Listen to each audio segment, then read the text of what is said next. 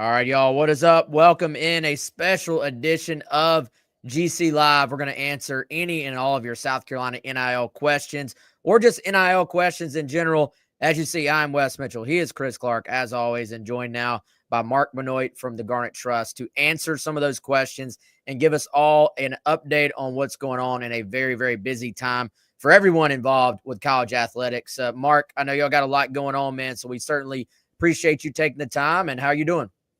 Doing great. It's a busy time for us. We are in the midst of transfer portal season.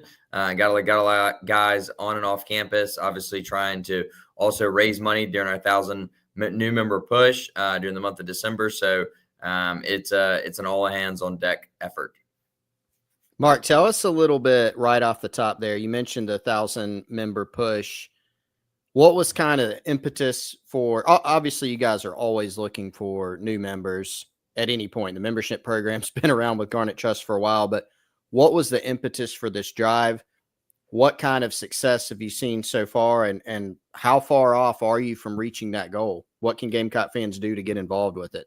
Yeah, absolutely. Appreciate the question. The biggest thing is that we obviously had a ton of momentum riding a 6-game win streak into the postseason. Felt like this was a really good time for us to try to just kind of promote the membership thing a little bit more. Obviously, and we'll dive into it, I'm sure, a little some more later in the show. But with revenue sharing coming in the picture in 2025, our membership program is going to be a core essential piece of what we're doing for NIL at South Carolina. And so I felt like that it was really important that we use this momentum to get that membership number as high as we possibly can going into 2025.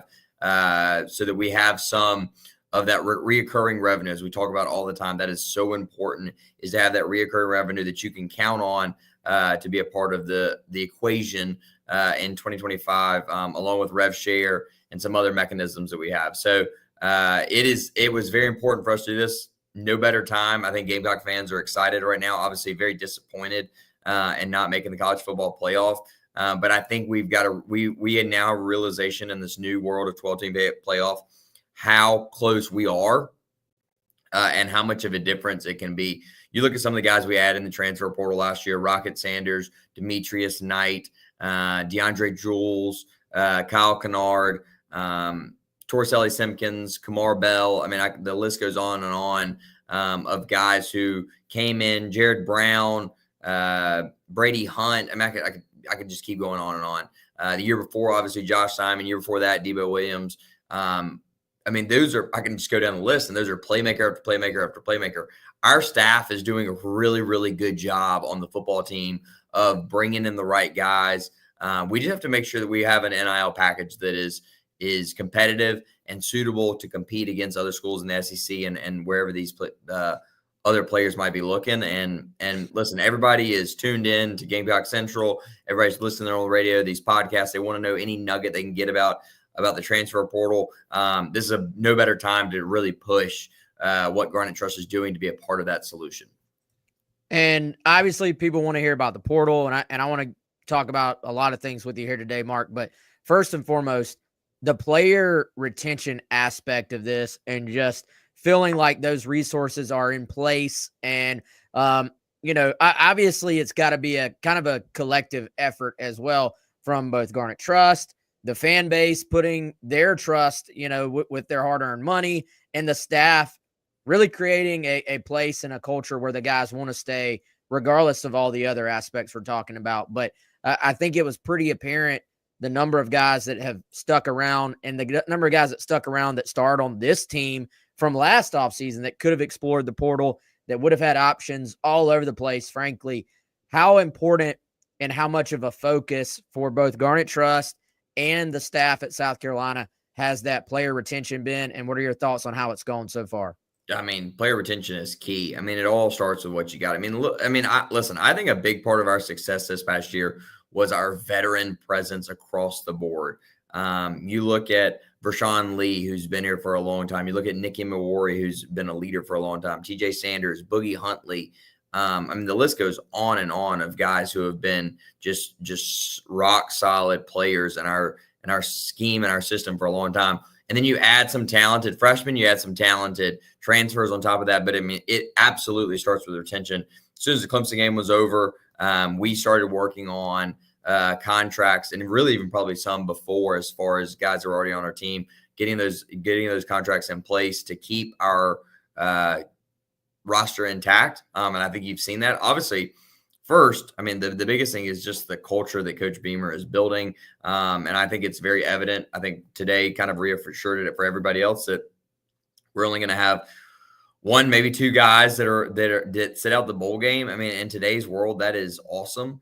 And so it just shows you the culture and the dedication that these guys have to the University of South Carolina. They love football. They love playing for Shane Beamer. They love representing the University of South Carolina. And so that is the first step in this whole process. It doesn't matter if you're a transfer, a recruit, or a retention guy. You have to have a place here. You have to fit with what we're trying to do. And Coach Beamer and his staff do a great job of building that camaraderie. And then obviously, but I mean, it's absolutely Garnet Trust initial focus right out the gate was the retention piece. And as you've seen, we haven't lost a whole lot of guys in the transfer portal.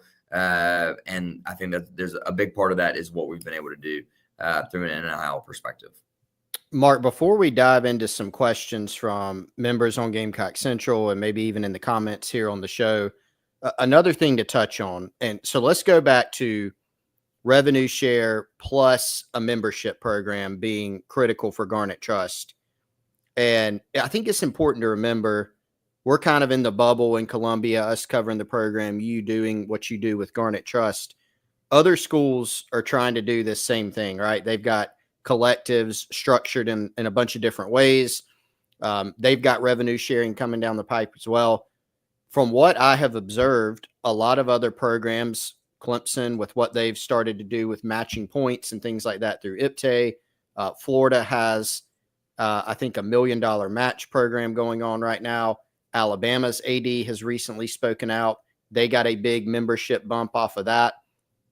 I think, just speak maybe to just how important this is for Gamecock fans to kind of know what they're up against in terms of the competition that's out there, because, revenue sharing to some degree is going to, make some of the playing field more even. But from what I've observed, just covering NIL and recruiting, it seems like the schools that are really trying to win and compete are going above and beyond that revenue share through membership program and different donor initiatives. Yeah, I mean, revenue share by itself is not going to be the only answer. And if you think that is the case, then you're going to be living in a bygone era very soon in college sports. Yeah, I mean, listen, I mean, I appreciate that Greg Byrne in Alabama is taking after the Gamecocks a little bit and starting to push membership, because we were kind of one of the first ones. Obviously, we did $1 million match campaign last year, so now Florida's copying us there. We're doing a big membership drive push this year. Alabama's copying us there. We have all the credit to our administration. Since I would say within the last year, we have been on the cutting edge of doing things that other schools are trying to kind of catch up on. We changed our state law in May of this year, went into effect in July, was able to kind of get us a little bit ahead of the game as far as where we were as working together with the university. And then now we are in a place where we're really set up for revenue sharing before it even goes into place. And so it absolutely, I think a little bit of it, to say, Chris, is a lot of schools are kind of realizing what we maybe realized a little bit ahead of time, was that revenue share was never going to be enough. You're not going to be able to just say, okay, X percent of this cap is going to go to this sport, and that's all that everybody's. I mean, have you seen our conference? I mean, that they are going to try to exploit whatever loophole, whatever additional advantage they can get to try to be better. And absolutely, listen, we are in a conference where the motto is, it just means more. And so we are trying to do more at Garnet Trust and making sure that outside of our revenue share piece that the school will pay out starting in July, assuming the House settlement goes through, then we are going to supplement that through membership. We're going to supplement that through 1801 Media. There are a couple other companies that we're partnered with We've got a Hollow Creek Distillery has got a Garnet and Black vodka that we get a portion of the proceeds from. We've got other businesses, credit card companies, things across the board where regular fans can buy something. It can help their business. It can help them make more money. It can be something they're already purchasing anyway. And then there is a extra benefit that comes to Garnet Trust. And so we are obviously trying to expand all of our revenue streams across the board so that we have the funds in place to go above and beyond what revenue share offers at South Carolina. Yeah, and a couple of housekeeping items real quick, y'all. I didn't mention it off top. Any of our normal listeners know all these shows presented by our guy, Clint Hammond, CMG Home Loans, ClintHammond.com, 803-422-6797, NMLS number 71597. And if you saw the initial little tease, we were going to have Jeremy and Mark join us. Jeremy is working on something right now, so Mark is going to do Jeremy's job for him today too and take all the questions. But Jeremy hard at work on some important stuff there, so we'll forgive him on that. And you mentioned, and we promised to our subscribers we were going to try to get to all their questions. So I do want to try to fulfill that. Let's hit on a couple of these. And some of them I'm going to bounce around a little because they relate to what you're talking about. You were talking about businesses being involved. I know that the Fan Fund You thing is an example of where, fans can go pick South Carolina as their team, buy things that they were going to buy anyway, and then a small percentage will go back to Garnet Trust. And I heard you mention credit cards, Mark. One of the questions on here was about, is there a possibility of being partnered up with a credit card or some banking system to where, much like you get credit card rewards for certain people, with Visa or Capital One or whoever, would there ever be a way where something could be structured to where that, I guess, cash back could go towards a Garnet Trust? So we work with a company right now called MyCamp Solutions. They are a credit card processing company nationwide. And their biggest thing is that we connect them right now with businesses that are Gamecock fans. If they set up their payroll or their credit card processing system through MyCamp, then a portion of their credit card receipts will come back to Garnet Trust. So that's where we got now on a fan. And that's really more for businesses. On a fan perspective, we have actually entertained the idea, not necessarily of a reward program, but a program where there are businesses in Columbia and throughout South Carolina that there's a roundup option. And so say, hey, you want to round up to support Garnet Trust, that's a way that you can do that. And it might be, 20 cents on the end of your check, but you do that a bunch and it can happen. And so obviously we'll see different variations of that roll out across the country. Different schools are going to be able to try to test some of this stuff. We are as well. But we're excited about working with MyCamp and what they can offer from a credit card perspective. Mark, another question that came up on the Insiders Forum, as well as I think I saw it pop up in the chat, a version of it here as well, valuing players, right? And you don't have to speak on this part of it. I'm going to say it because I know it's something we've observed right now as we're in year 3, I guess, technically of NIL, went live in the summer of 2021.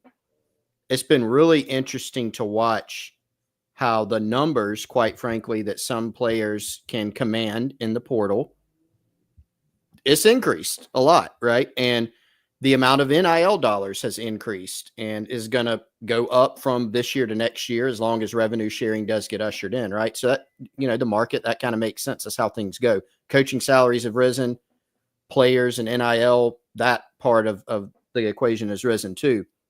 How do you value players though, right? Because there may be some instances where you're looking to retain a player. There may be instances where there's a player in the portal, right? That, there's kind of a market value or a market value being sought.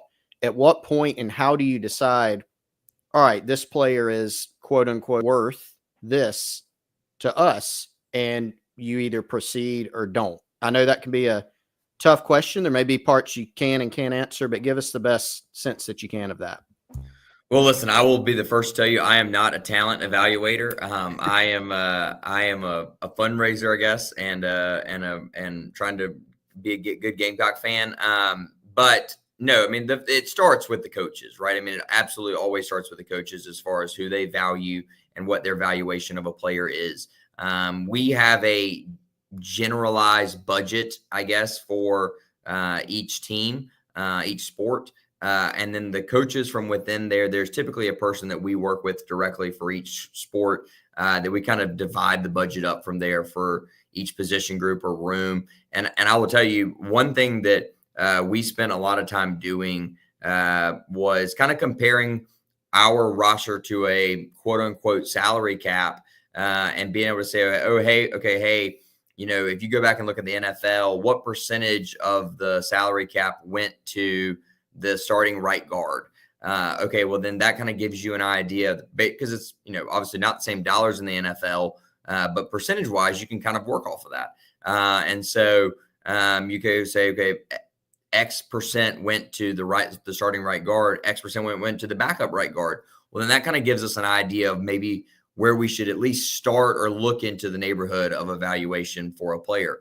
But it varies. I mean, listen, I will tell you, and this is probably the most frustrating thing that I think is in this space in general, is that just because they're valuable to you or to another team does not determine the market value for that player, right? You can generally say, okay, a starting running back in the league is going for X, a range of X dollars. Well, if you are a team that you don't have a solid starting running back, then you're probably willing to overpay because you have to get that guy. Or listen, if you've got a guy like Dylan Stewart, we signed Dylan Stewart to a deal earlier this month. He's a guy that we've commanded a lot of money on the free market or in the transfer portal. And so we had to make sure that we were put in a position, or we put ourselves in a position so that we didn't have to worry about Dylan Stewart leaving. And so maybe that determined the value. Maybe it was less value. You don't really know because he never got out there and tested his value, I guess, to a certain degree. But there is, listen, it starts with the coaches and the talent evaluation and scheme and culture and fit and everything else like that. But there are a lot of factors that go into it. Yeah, for sure. Let's keep hitting these questions. I think this is one a lot of people have here. This is by Holden on the Insiders Forum. Mark, where do you believe we stack up in the SEC in terms of NIL right now? And where were we in that same regard a year ago? We are way better than last year. I don't know where everybody else is in the conference, and I think it would be wrong for somebody to sit here and say it's competitive disadvantage for me to say, okay, well, I know that we have X number of dollars. I know these other schools have X, because I don't know, because they wouldn't tell me.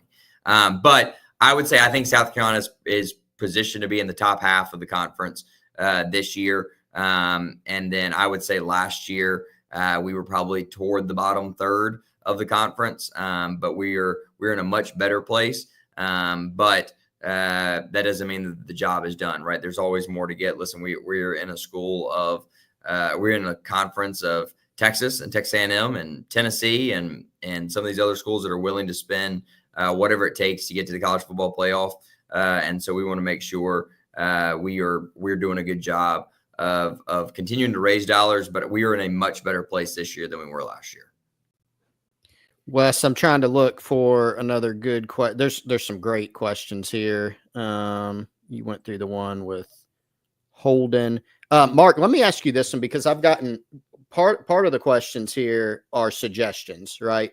So it's things like, and you touched on a business credit card processor, but it's things like, a credit card that gives points back, or concerts, which the Gamecock Club just did a concert with Darius Rucker, right, at the Township. That was a really cool event.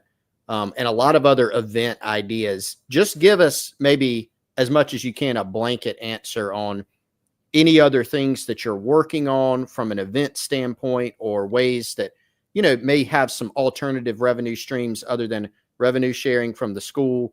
And then obviously the membership program through Garnet Trust. Yeah, there are a ton of different what we call alternative revenue streams. Jeremy and I are always looking for new ideas. You mentioned Fan Fun U earlier. That's a great one. There's Garnet and Black Vodka that we actually launched with in partnership with Hollow Creek Distillery. 25% of the revenue from that goes back to Garnet Trust to help us with NIL deals. And then we've got there's a logistics company. We've obviously got 1801 Media that we are partnered with, that we've done some podcasts and are selling advertisements and sponsorships and getting what we would consider true NIL deals for players, because they're able to go on 1801 Media and they get a portion of the revenue generated from ad deals. And so the list could go on and on. We could be here all day long talking about alternative revenue streams. But there are lots of different options, and we probably need this is on me. I'm thinking of this idea while I'm on here. Probably need to get a good job of listing those out on the website. And so as we enter into the new year, we will do that. We just had a great happy hour ahead of the big Clemson basketball win on Tuesday night at Golden Spur. Thank you if you're listening, thank you for attending. It was a great event. We'll continue to do some more meet the team type events and things like that as we get into the new year. Same sort of, I guess, space here. Questions about any possibility of doing another raffle in the future, possibility of like a match campaign. How much do the new rules change that, if at all? And I think this year, the Gamecock Club did a raffle, and, the Gamecock Club did the concert with Patrick Davis and Darius Rucker. So I know there's kind of two different things going on here, but in terms of Garnet Trust, those were a couple of specific things that were asked about, Mark. Yeah, listen, the concert that the Gamecock Club did in December was a huge success. Thank you so much to Darius Rucker, Patrick Davis for helping put that on. I think everybody really thoroughly enjoyed that. I would be I would be surprised if they don't do something like that again in the future. And it was all to benefit NIL at South Carolina. As far as other raffles, listen, all options on the table. We don't have one lined up right now, but that doesn't mean that it won't happen. As I said before, all things are on the table when it comes to trying to figure out additional ways to raise money. Mark, what is Garnet Trust's role right now in terms of brand deals for players, right? Because you mentioned true NIL earlier, and I think you hit briefly on, trying to find more of those opportunities. But for those wondering, hey, does Garnet Trust have a role in that? Is it more up to their players and their agents or somebody at USC? But is there any role for, like a Lenora Sellers? My guess is he's got people kind of beating down his agent's door after the season he had, his marketability. But is there a role for Garnet Trust in that, or is it a little bit more a separate lane? No. Well, moving forward, there absolutely will be a more of a lane. Traditionally, in the past, so to this point, true brand deals have been traditionally sourced through their own personal agent or the player themselves. We have assisted on a couple of those. We have helped organize those. There may be some donors or business owners that come to us that say, "Hey, my business wants to do a deal with this player." And so we merge those two together. But moving forward, it absolutely will be a part of what we do, because everything we will be kind of, I guess, the conduit to a certain degree on providing everything beyond what the revenue share number is. And so brand deals are going to be a huge part of that. And there are going to be some guys on our roster who are extremely marketable, and we want to make sure to try to get them as many deals as possible to supplement what they will make from the revenue share piece that the university is putting out. Good stuff. All right, let's try to keep this moving, guys. There was one I was looking at a second ago. Hey, Wes, I got one I just found. If you need okay, all right, go for it, Chris. So this just came to mind as I was scrolling. Kind of similar things here, Mark, but kind of a two-parter. One of our members pointed out some of the things that Texas has done in NIL. And I think it's important to point out some of the things that Garnet Trust has done that they've been on the forefront of, right? Like, first of all, Garnet Trust was one of the first collectives in the country. I think one of the first 10 concerts, a foundation, membership drive, $1 million match, like fan fund, all the things that you've already gone through. But they've pointed out, hey, when I go to the Texas One website, I see that people can donate stock directly to Texas One, or donor advised funds, or another way that they can kind of contribute. Are there options to do any of that through Garnet Trust? Because I know there is a foundation. Just tell me a little bit about that. Yeah, absolutely. Stocks, donor advised funds. We do all that through Garnet Trust Foundation. And I will say, as we get more into the revenue share world, I do think that the foundation becomes less and less as a part of our puzzle. It's still a piece of our puzzle, but the way that the rules are going to work and for IRS protections and things of that nature, we will definitely probably it won't go away. We're going to keep it, but and we'll do whatever's best for Garnet Trust and the University of South Carolina in those instances. But it would be probably to scale back, because a big part of the settlement is that they want to, I hate to say, eliminate donor funded NIL, but I mean that is, you know, in a grand scheme of things, that's where it's going. They don't want Texas to be able to just have some rich guys that can donate hundreds of millions of dollars worth of stock probably and not really even touch them. Or they don't feel it on Christmas morning. They want to be able to donate to the Texas Longhorns and buy a football team. And so that's a big part of what the settlement is trying to eliminate. Now, that's why membership programs are so important. So that's why I want to go back to the membership piece, is because that won't count against the cap. That won't count against what we're trying to do. That can be, the membership programs can be supplementary, and we will do true NIL deals with the player in Garnet Trust, where they are advertising for Garnet Trust, doing things on behalf of Garnet Trust. And it will be vetted through Deloitte, who will be a third-party clearinghouse, as I think is what the settlement refers to it as. And so that will be kind of the name of the game. So the foundation becomes less important. But yes, as of right now, you can contact me, mark@garnettrust.com, or reach out to our office phone number online, and we can talk to you about a donor advised fund or a stock gift. Mark, I know a big part of this recent push, the goal for 1,000 new members in December, is sort of a little bit of a reimagining of the different tiers, the membership levels.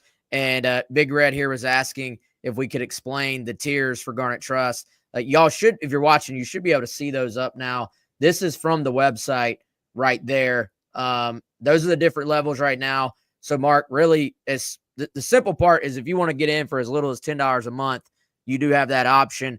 And because it is a membership and structured that way, depending on which level you join, you're going to have some different just member benefits that would go along right with that. Yeah, we've revamped the member benefits just a little bit in the last couple of weeks. But absolutely, as you mentioned, $10 a month to get in is a very reasonable price. I think anybody that is obviously a member to Gamecock Central, I think it is also $10 a month. And so you can get into Gamecock Central. If you love the Gamecocks, this is an easy way. It costs, listen, you can't go to Starbucks. You can't go get lunch for $10 a month. So, or $10 a day. So you can join this for as little as $10 a month. But there are different benefits across the board. I think the coolest level, Wes, if you want to scroll down, I think it is $100 a month. It might be $50 a month that you can do the Meet the Team event. We're going to be doing those. All right, so there we go. For Family for Access, that's on the $50 a month Black Magic level. We're going to be doing those throughout the course of the year for different sports. And so I think that's a really cool, and that is what NIL, that is probably the best part about NIL, is this is the first time that you can legally connect fans and the players. For so long, it was, the coaches were always the face, the administrators were always the face of the program. But unlike the NFL, the players were then the face of the program. Well, now, as NIL becomes more of an ingrained part of what we do in college sports, then the players are the face of our program. And so we're able to interact the fans with the players. And I think that's the coolest part. There's some cool videos you can see right there as far as what we can do. And that's a really exciting thing. I mean, we had Lenore Sellers was over at Gamecock Traditions last week. I think Dylan Stewart was too. There was a card show last week at the fairgrounds, and there were some players over at the basketball games the past couple of days, or the past couple of home basketball games, signing autographs. That is the coolest part about NIL, is that you get to really have a relationship and build a little bond with the guys that are on your team. Mark, I've seen a couple different versions of this one, and it's a common question. I think as people have understood NIL more and how it works, you see the question less than you did in, say, 2021, right? Like, I remember when Garnet Trust launched, there was You go talk to people about Garnet Trust, and it's like, are you just going to take the money and run off to the Bahamas? Like, people understand it more, right? But there is still a question of, like, how do I know where my money's going? Is it going to a specific player? Is it going to a specific team? Like, where is it going, right? And then the second part of that is just, how are these? I know every contract can be different, but how does Garnet Trust protect itself when contracting to where, a player doesn't get a lump sum of money and then decide, hey, I'm going to go bounce out and go to the transfer portal? Tell us what you can about both of those. Yeah. So as far as where the money goes, over 90% is the maximum, or excuse me, the minimum.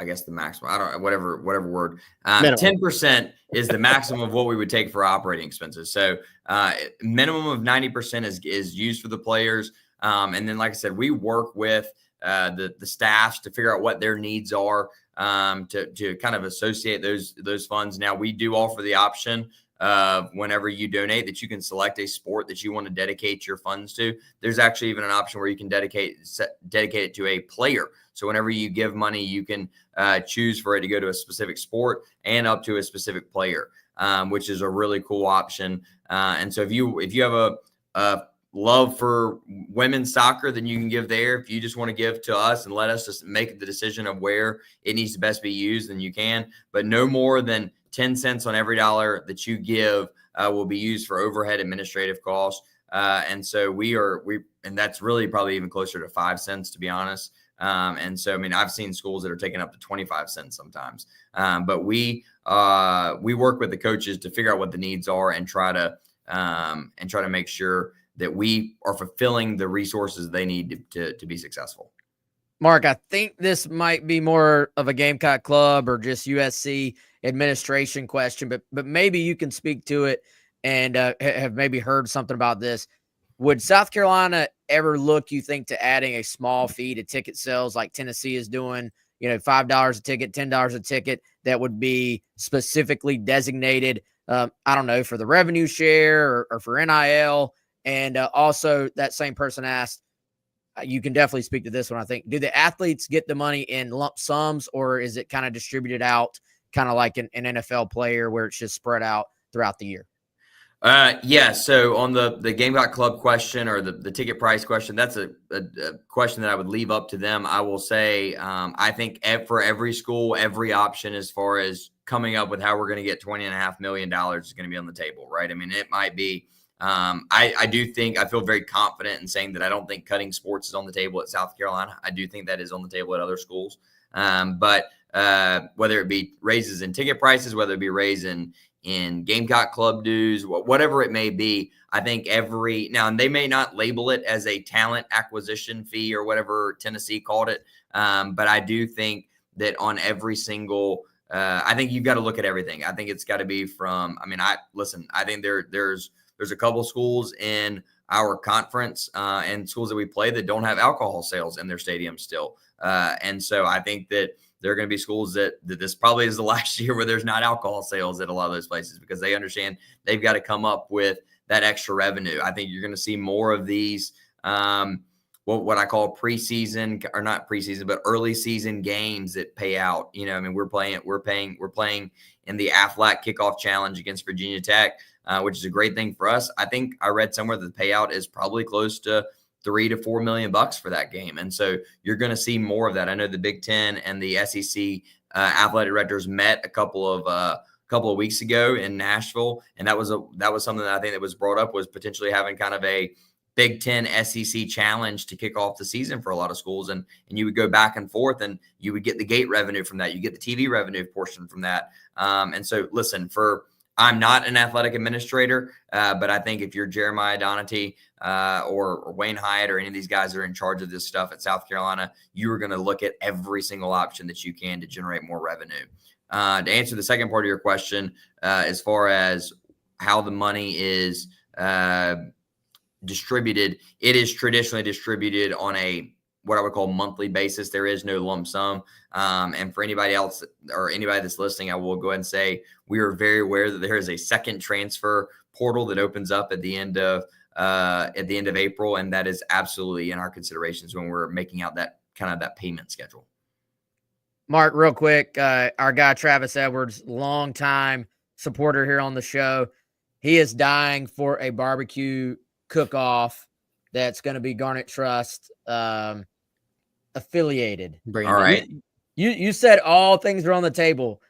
What about a spring game tailgate cook-off where you have to sign up an entry fee to get involved? I love the idea, except I don't know that I would do it on the spring game because I want to go see some of our football players destroy some barbecue and ribs and everything else. So maybe they can be some judges for some of our stuff. So so maybe I like Travis' idea. I like where he's thinking. And that's absolutely something we could do. It's something that we could get everybody together for. I think everybody would be really excited about doing it. But I would love to get some players that are willing to help us judge a little bit. And obviously that's our job, is to get these fans connected to the players. And so I would love to do it. So not on the spring game, but at another time. Yeah, they might struggle after they could do it after the game. They'll be hungry. Well, listen, we did do a wing eating competition earlier this in the summertime here in Columbia, and it was a huge success. I think the guys loved it. Vershawn Lee got beat. He was the reigning wing eating champion, but we'll see. I'm sure if we get some barbecue and a cook-off, then I think people will be I think the football players, basketball players, baseball, I think everybody would be excited about participating in that. Who dethroned Vershawn? I forgot. Was it Ja'Kai Moore, maybe? I was thinking it was Ja'Kai. I think it might be Ja'Kai Moore. So we'll see. Technically, Ja'Kai could come back. Oh man, he might try to come defend his crown. I mean, there's a reason to come back. So we'll see, but it could be open next year for somebody to take the crown. Well, it's always open, right? But could be a newcomer to take it if y'all do that again. Mark, you said somebody's name that I wanted to ask you about. It sparked another question in my mind. The new AD at South Carolina, Jeremiah Donati. He is a guy who's very interesting to me. I've listened to when I found out he was involved with the job, and certainly after he was hired, naturally I went, all right, let's find out more about this guy, right? And so he's been on some podcasts where he's talked about the business of college sports and NIL, and he really seems to get that, right? He's fascinating because he worked for Lee Steinberg. He was an agent. He's got a really good fundraising background. He's on the younger side, right? So have you been able to gather anything early, maybe about what his approach to NIL is going to be and how his hire may help South Carolina in this lane? Listen, I think he's going to be an excellent hire. I have not sat down and really talked in detail and depth about Garnet Trust. We'll probably see him at the bowl game a little bit, and then obviously get to work there soon after.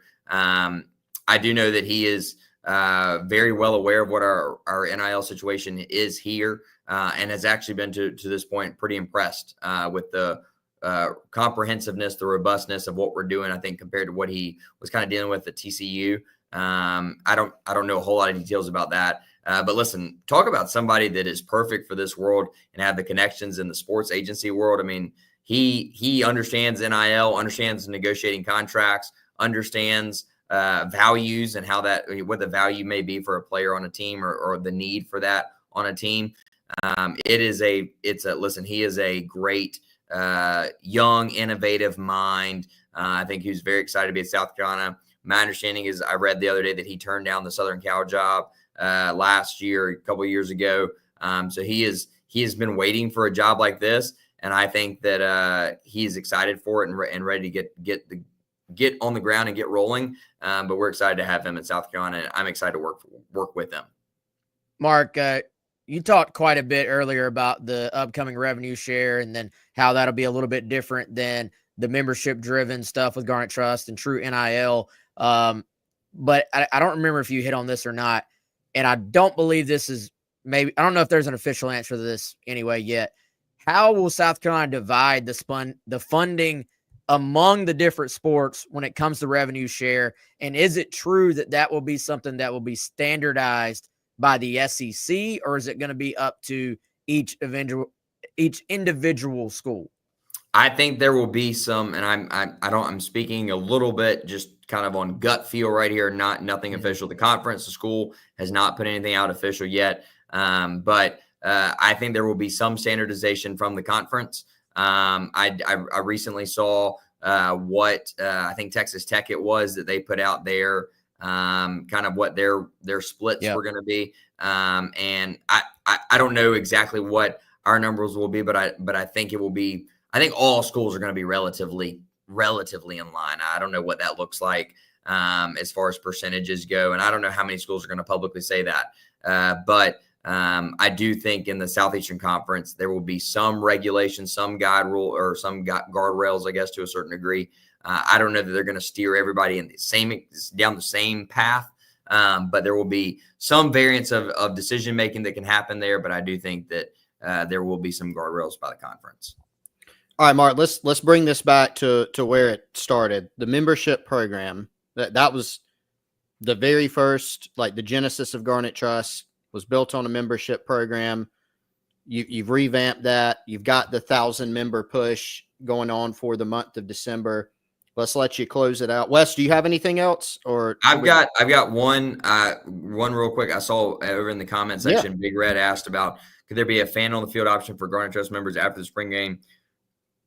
Big Red, there is, if you join at $250 a year, $250 a month, I think it is, that you get a reserve seat at the spring game, which is the first time that I have ever known us to do, the Gamecock club as a whole, to do reserve seating in the spring game. So normally it's a free admission event, but if you are a $250 a month member or more, then you get a reserve seat at the spring game. So there's not a fan on the field option. I remember that we used to do that way back in the day, is could go on the field after spring games, but I do know that there is a reserve seating option if you are a Garnet Trust member. Very cool. And Big Red, if you want to donate, if you want to join at like $25 million, then Mark will get you on the field probably. I'm going to speak out of turn there. Mark will get you on the field if you want to do 25 million. Yes. But seriously, probably for even a little less than that. 25,000. Mark, can we go there? Big Red? 25,000? 25,000. Walk on the field after the spring game. I think I could do my very best to get Big Red on the field for the spring game. All right. So Big Red, noted. You heard it here first. Seriously though, back to the 1,000-member drive. Kind of tell people, if they're not a Garnet Trust member already, a lot of people are, why should they? Why now? And how important it is going forward. Yeah, I mean, listen, in this new world, this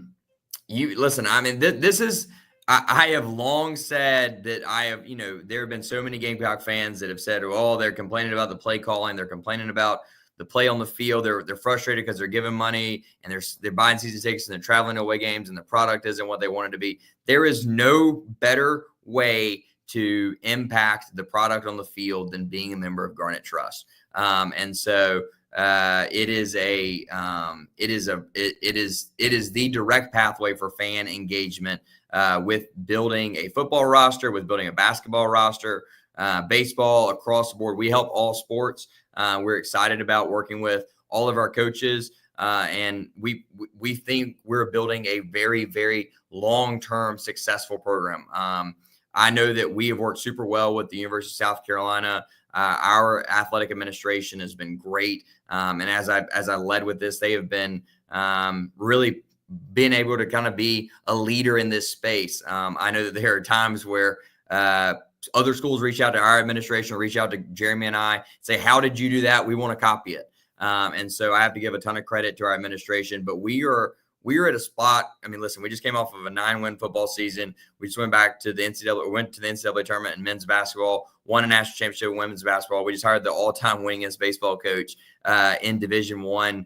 I mean, that you couldn't ask for a better place for where we are. As I tell Gamecock fans, it is a time to step on the pedal. And we've got to keep the momentum going. And that's why it's super important to join now. I mean, as I've said it over and over, in this new 2025 era, as much as we've talked about change and how the rules change every day and everything else happens, I do see a little bit of light at the end of the tunnel as far as getting to a little bit of a standardization for what college sports looks like, at least for the foreseeable future. I'm not putting that in stone, but I do think that we are going to have a little bit more standardization, and I think that just having a solid, robust membership program is a huge part of that. I think we've added over 350 new members in just under 20 days, which is outstanding. But we've got to make sure that we've got to keep that going. I saw that Alabama actually, whenever their athletic director posted on Twitter the other day, they added 800 members in 24 hours. And so I want to challenge Gamecock fans to make sure that we can match that standard. If we add another 1,000 members, we are well over $1 million a year in just monthly recurring revenue, which is a huge step in the right direction for where we want to go. Mark, you have a question here on Twitter from Hillary. How great is it to work with the athletics department? Who is your favorite staff member in the athletics department? Listen, I will say this, and I have lauded our athletics department a ton today. Great. I mean, it is, we have an outstanding working relationship with the administration at the University of South Carolina. And I think that we are really in lockstep as far as what the collective wants, what the Gamecock Club wants, what the administration wants. We are providing every opportunity for our football team, basketball teams, sports teams across the board. I mean, there are more, I think I listened to Coach Tanner the other day, there are more teams ranked in the top 25 right now than and across all sports. We're in a really good spot. We are 4-0-2 against the Tigers in the fall semester, which is outstanding. I hope that we can continue to keep that up in the spring and beat. I hope the Tigers don't get a win against the Gamecocks this year. They might tie a couple, but I hope that they don't get a win against the Gamecocks. But we are in lockstep moving forward. Favorite staff member? I am going to leave that question unanswered. Be careful, Mark. I can. How about I say that I love working with all of our coaches, all of our administration, and I mean, I talk to these people every single day, and it is it's a great partnership we have at South Carolina. No doubt. All right, Mark. Before we let you get out of here, man, anything we didn't hit on that you feel like we need to add? Listen, I mean, just first, thank y'all, Chris and Wes, for having us on. Thank you to Gamecock Central for continuing to promote Garnet Trust. We are just we're in a really good spot. I hope there are a lot of Gamecocks down in Orlando. I hope we take over the city, paint it garnet and black. But if you're down there, if you're spending the money to go to Disney World, I hope you've got 10 extra bucks in your pocket that you can join Garnet Trust for $10 a month, because we really need to make sure we continue to grow the program down the road. Yeah, and there will be, I was just looking, Orlando Gamecock Club on Instagram, I think, posted some events, and I know there are some official Gamecock Club events that will probably be going on down there, so everybody be on the lookout. We'll post about the different stuff that's going on in Orlando. If you're going, should be a huge crowd of Gamecocks down there, I would expect. So, Mark, on behalf of Gamecock Nation, man, we appreciate everything you all do as well. We appreciate you taking the time too. And we'll do this again soon. Okay, man? All right. Thank y'all so much. Appreciate it. Good Gamecocks. All right. It's Mark from Garnet Trust. He is Chris. I am Wes. We're going to get out of here. Appreciate everybody that joined us as well. Appreciate Clint Hammond, our presenting sponsor here too. And y'all have a good weekend. And